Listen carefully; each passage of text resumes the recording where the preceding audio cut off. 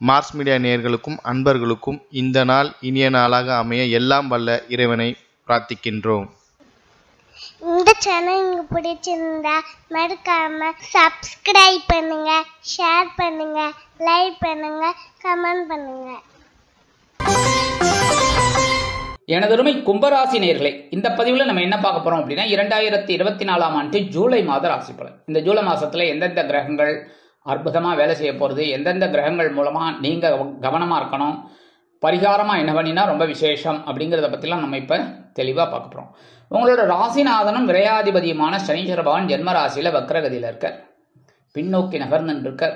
அப்படியே ரிவர்ஸ்ல போயிட்டு இருக்கார். ராசிநாதன் ரிவர்ஸ்ல போறது பரவாயில்ல, ஏன்னா அவர் இருக்கிற இடம் ஜென்மராசி. ஜென்மராசிங்கும்போது உங்களுக்கு சில காரியங்கள் தடை தாமதமா இருந்துட்டு இருக்கு, சில காரியங்கள் நிறைவேறாம இருந்துட்டு இருக்கு, சில காரியங்கள் தள்ளி போயிட்டு இருக்கு. எல்லாமே இடைஞ்சல், சிரமங்கள், கோபமும் வருது, உடல் ஆரோக்கியமும் அப்படி இப்படி இருக்கு. என்ன பண்றது? ஜென்மராசியில இருந்துட்டு சில விஷயங்களை உங்களுக்கு கத்துக் கொடுத்துட்டு இருக்காரு. அந்த வகையில ஜென்மராசியில வக்ரகதியில இருக்கிறது பரவாயில்ல. நீங்க எடுக்கிற காரியங்கள் இப்ப அற்புதமா நிறைவேறும். சின்ன சின்ன தடை தாமதங்கள் இருந்தாலும் கடைசியில உங்களுக்கு சக்சஸ்ஃபுல்லா அமையும். ஒன்னும் பெரிய லெவலில் கவலைப்பட வேணாம். இந்த நேரத்தில் உங்களுக்கு செலவுகள் கொஞ்சம் கட்டுப்பாட்டுக்குள்ள வரும். அதே மாதிரி சில பேருக்கு வீடு, மனை, வாகனம் இதெல்லாம் வாங்கக்கூடிய ஒரு யோகமும் அதிகரிக்கும். அடுத்தபடியாக 2-11 கூட அதிபதி குரு பகவான் சுகஸ்தானமாகிய 4ஆம் இடத்துல இருக்கார். அதாவது தனவாக்கு குடும்பஸ்தானாதிபதி, லாபாதிபதி சுகஸ்தானத்துல இருக்கிறது பரவாயில்ல. அதாவது 3-4 பரவாயில்ல. அதாவது 3ஆம் இடத்துல இருந்த சனி குரு பகவான் இப்ப 4ஆம் இடத்துல இருக்கிறது ரொம்ப பரவாயில்லைங்கிற மாதிரி தான் இருக்கும். உறவினர்கள் ஆதரவா இருப்பார். அதே மாதிரி வெளியூர் அல்லது வெளிநாட்டு பயணங்கள் உங்களுக்கு அற்புதமாக நிறைவேறும். சில பேருக்கு பாத்தீங்கன்னா சொத்து சுகம் ஏற்படும். ஆனா இந்த குருவோட பார்வைங்கும் போது 5ஆம் பார்வை உங்களோட அஷ்டமராசியை பார்க்கறதுனால உடல் ஆரோக்கியம் சிறப்பாக இருக்கும். இந்த வம்பு வழக்குகள் இதெல்லாம் குறையும். இந்த நீதிமன்ற வழக்கு ஏதாவது இருந்ததுன்னா அதெல்லாம் உங்களுக்கு சக்சஸ்ஃபுல்லா அமையறதுக்கு வாய்ப்புகள் நிறைய இருக்குங்க. அடுத்தபடியா ஜீவனஸ்தானமாகிய 10ஆம் இடத்துல குருவின் 7ஆம் பார்வை விழுது. அதனால 7ஆம் பார்வைங்கிறது ஸ்ட்ரைட். அப்ப ஜீவனம் விருத்தி அடையும். உத்தியோகத்தில் இருக்கிறவாளுக்கெல்லாம் உயர்வுகள், தொழில் வியாபாரத்தில் இருக்கிறவாளான லாபங்கள், புதிய தொழில் தொடங்கக்கூடிய வாய்ப்புகள் இதெல்லாம் கண்டிப்பா அமையும். அடுத்தபடியா 9ஆம் பார்வையா உங்களோட விரயஸ்தானமாகிய 12ஆம் இடத்துல விழுறதுனால செலவுகள் வந்துட்டே தான் இருக்கும்.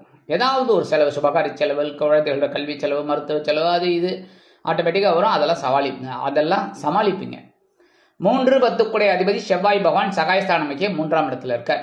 தைரியஸ்தானாதிபதி தைரியஸ்தானத்திலேயே இருந்துட்டு உங்களுக்கு பெரிய அளவுல நன்மைகளை சொல்லிட்டு இருக்கார்.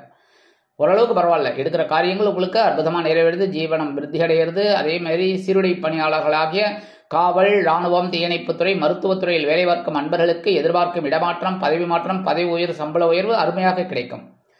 இந்த நேரத்துல உங்களுக்கு உடன்பிறப்புகள் அனுகூலமா இருப்பார்.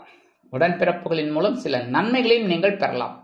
11/7/2024 முதல் இந்த செவ்வாய் பகவான் எங்க வரப்போறாருன்னு பாத்தீங்கன்னா சுகஸ்தானமாக 4ஆம் இடத்துல வரார். 4ஆம் இடத்துல வர்றது பெரிய விஷயம், நல்லதுதான்.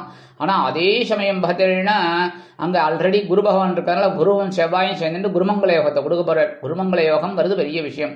இப்ப உங்களுக்கு பொன்பொருள் ஆடை ஆபரண சேர்க்கை உண்டாகும். வீடு, மனை, வாகனம் இதெல்லாம் வாங்கக்கூடிய ஒரு யோகம் உண்டாகும். உற்றார் உறவினர்கள் ஆதரவு கரம் நீட்டுவார்கள். அவங்க திடீர்னு உங்க வீட்டுக்கு வருவாங்க. அதுவே உங்களுக்கு பெரிய சந்தோஷமா இருக்கும். ஏன்னா ரொம்ப நாள் கழிச்சு வராங்க அப்படிங்கும்போது உங்களுக்கு மனசுல ஒரு சந்தோஷம் இருக்கும். அதே மாதிரி வெளியூர் அல்லது வெளிநாட்டு பயணங்களின் மூலம் உங்களது வாழ்க்கையில் பல நன்மைகளை நீங்கள் எதிர்பார்க்கலாம். 4-9 கூட அதிபதி சுக்கிர பகவான் பஞ்சமஸ்தானமாகிய 5ஆம் இடத்துல இருக்கார். 5ஆம் இடத்துல இருக்கிறது ரொம்ப விசேஷம். அதாவது சுகாதிபதி, பாக்கியாதிபதி 5ஆம் இடத்துல இருக்கிறது ரொம்ப விசேஷம். நீங்க குழந்தைகளின் மூலம் சில சந்தோஷங்களை அனுபவிப்பீர்கள். மனதில் ஆன்மீக சிந்தனைகள் அதிகமாக இருப்பதால் கோவில் திருப்பணிகளில் ஈடுபட்டு சந்தோஷத்தை காண்பீர்கள். 7/7/2024 முதல் இந்த சுக்கிர பகவான் எங்க வரப்போறாருன்னு பார்த்தீங்கன்னா பகைருண ரோகஸ்தானமாக 6ஆம் இடத்துக்கு வந்துடுறார். இப்போ உத்தியோகத்துல கொஞ்சம் நெருக்கடிகள் அதிகமாகும். நெருக்கடிகள்னா என்ன? வேலைபளு அதிகமாகும். அதெல்லாம் இந்த கும்பராசிக்காரர்களுக்கு அதெல்லாம் ஒன்றும் பெரிய விஷயமே கிடையாது. ஏன்னா உங்களோட ராசிநாதன் சனீஸ்வர பகவான்ங்கிறதுனால உழைக்கிறதுக்கு பிறந்தவர்கள். நீங்க உழைச்சு பெரிய ஆளா வரணும் தான் நினைப்பீங்க. யாரையும் ஏமாத்தி சைட்ல அப்படி புகுந்து அப்படி வரணும் அப்படின்னு நினைக்க மாட்டீங்க. Straight forward. அப்படி இருக்கும்போது உங்களுக்கு சில நன்மைகள் இப்ப கிடைக்கும். அப்படின்னாலும் கொஞ்சம் வேலை பலு அதிகமா இருக்கும். அதே மாதிரி உடல் ஆரோக்கியமும் பரவாயில்லைங்கிற மாதிரி இருக்கும். ஆனா உணவு கட்டுப்பாட்டை எடுத்துக்கிறது நல்லது. ஏன்னா வேலை பலு அதிகமாகும் போது நேரங்காலம் தெரியாம ஒர்க் பண்ணிட்டு இருப்பேன். அப்ப சாப்பாடு டைம் போயிடும், டிஃபன் டைம் போயிடும். இப்படி போச்சுன்னா உங்களுக்கு அயனம் அதாவது தூக்கமும் சயனமும் போயிடும். அப்போ உங்களுக்கு பிரச்சனைகள் வரலாம். அதனால உடல் ஆரோக்கியத்தில் கவனமாக இருக்கும். இந்த கொடுக்கல் வாங்கல்ல இருக்கிறவெல்லாம் ரொம்ப கவனமாக இருக்கணும். சரியா? 5, 8 குடை அதிபதி புத பகவான் மாத ஆரம்பத்தில் பகைவன ரோகஸ்தானமாகி 6ஆம் இடத்துல இருக்கார். இந்த இடத்துல உத்தியோகத்தில் இருக்கிறவெல்லாம் கவனமாக இருக்கணும். குழந்தைகள் விஷயத்தில் கொஞ்சம் கவனமாக இருக்கணும். அவங்களெல்லாம் உங்கள் மேற்பார்வையில் வச்சுக்கிறது நல்லது. உடல் ஆரோக்கியம், மற்றபடி மன ஆரோக்கியம் எல்லாத்துலேயுமே எல்லாம் நல்லபடியாக இருக்கணும். அப்படின்னா யோகா, தியானம் இதெல்லாம் எடுத்துக்கிறது நல்லது. 20/7/2024 முதல் இந்த புத பகவான் வக்ரகதி அடைகிறார். அதனால ஓரளவுக்கு உங்களுக்கு சில நன்மைகள் உண்டாகும். உத்தியோகத்தில் நெருக்கடிகள் குறையும். தொழில் வியாபாரம் ஓரளவுக்கு நடக்கும். அதேமாரி இந்த கலைத்துறையில் இருக்கா பாருங்க, எழுத்து துறையில், அதாவது டைரக்ஷன், ஸ்க்ரீன் அது என்ன ஸ்கிரிப்ட் ரைட்டர், அவங்களுக்கெல்லாம் ஒரு உயர்வுகள் கண்டிப்பாக கிடைக்கும்.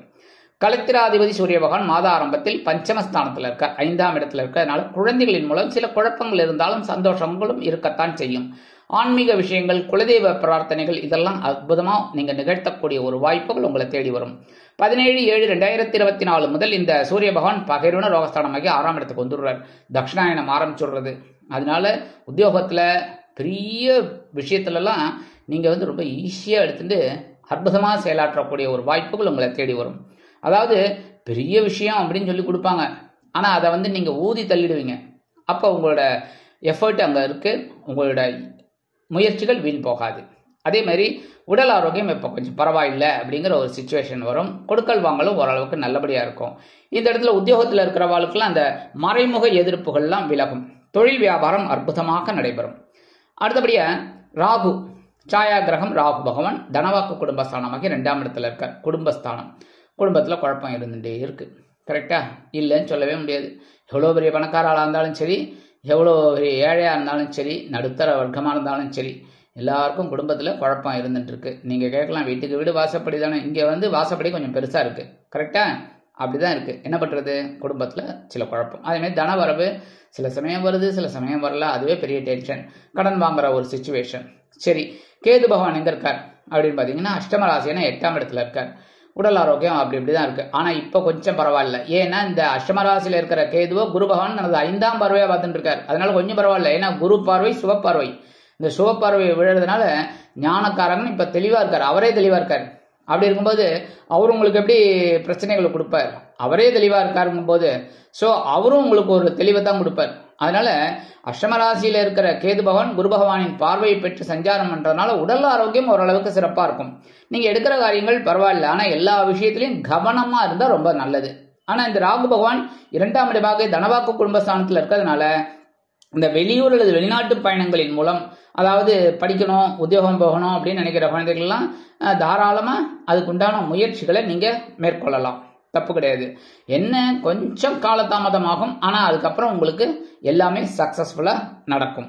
உடல் ஆரோக்கியத்தில் கண்டிப்பாக கவனமாக இருக்கிறது ரொம்ப ரொம்ப நல்லதுங்க. பேசுகிற வார்த்தையிலையும் கவனமாக இருக்கிறது நல்லது. சாதாரணமாக கும்பராசிக்காரர்கள் கொஞ்சம் கடுமையாலாம் பேச மாட்டீங்க. ஒரு கரெக்டாக பேசுவீங்க. அதை கொஞ்சம் அப்படியே மாடுலேட் பண்ணி கொஞ்சம் அப்படியே கனிவாக பேசுகிற மாதிரி கொண்டு வந்துக்கோங்க. மற்றபடி பரிகாரமாக என்ன பண்ணினா ரொம்ப விசேஷம். கண்டிப்பாக புற்றுக்கோயில் போயிட்டு வாங்கும். அதை நான் எப்போவுமே மறக்க மாட்டேன், மறைக்கவும் மாட்டேன். ஏன்னா புற்றுக்கோயில் போயிட்டு வர்றது தான் இந்த ராகு கேதுக்கு ஒரு உண்மையான ஒரு அற்புதமான ஒரு பிரீத்தி. புற்றுக்கோயில் போயிட்டு அம்பாள் தரிசனம் பண்ணிட்டு வாங்கோ. செவ்வாய்க்கிழமை, வெள்ளிக்கிழமை, ஞாயிற்றுக்கிழமை, முடியாத பட்சத்தில் ஒரு நாள் கரெக்டாக போயிட்டு அம்பாள் தரிசனம், இந்த நாக வழிபாடு பண்ணிட்டு வாங்கோ. கண்டிப்பாக ஒரு நன்மைகள் உங்களுக்கு கிடைக்கும், மனக்குறைகள் தீரும். அடுத்தபடியாக நவகிரகங்களில் உள்ள குரு பகவானை வியாழக்கிழமைகளில் நெய் தீபம் ஏற்றி வழிபாடு பண்ணுங்க. அதே மாதிரி நவகிரகங்களில் உள்ள சனீஸ்வர பகவானை சனிக்கிழமைகளில் ஏல் தீபம் ஏற்றி வழிபாடு பண்ணுங்க. கண்டிப்பாக உங்களுக்கு இந்த சின்ன சின்ன பரிகாரங்களின் மூலம் 2024ஆம் ஆண்டு ஜூலை மாதம் அற்புதமான ஏற்றம் தரும், மாற்றம் தரும், இனிமைகளை அள்ளித்தரும் மாதமாக அமையும் என்று கூறி விடைபெறுகிறேன். நன்றி, வணக்கம். மீண்டும் ஒரு அருமையான பதிவில் நான் உங்களை மனமகிழ்ச்சியோடு சந்திக்கிறேன். வாழ்த்துக்கள். வாழ்க வளமுடன்.